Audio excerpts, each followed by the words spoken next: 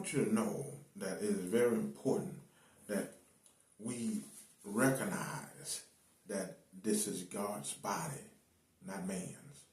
Okay? We are all the same in this body. The plan that God gave us, you can't argue with it. That's the only thing that the teachers need. That's the only thing the school system needs. There's nothing else that it needs except for funds, money, paid correctly, paid like the people they teach. You say, well, what is the plan? Well, the plan is simple to give, I know. You say, well, you got to give me a little bit more than that. Well, I'll give you just a little bit more than that. The plan is this. God has already put everything in place for this plan to work.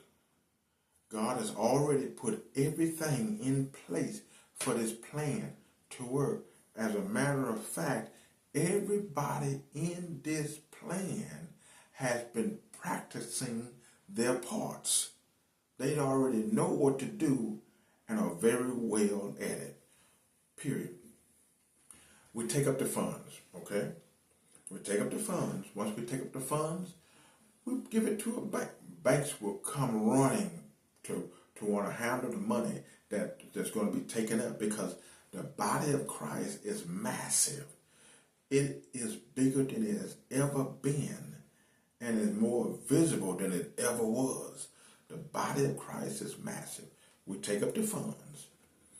First off, we take up the funds this way because God does not want to share his glory with anybody. And we know that he will not share his glory with anybody. We take up the funds because we are already together. We come together every Sunday morning on one accord, and we take up the funds according to the time zone. Each time zone, we take up the funds at the time that we take up the funds in each church. And we take up the funds and we give it to the banks. The banks then will find a brokerage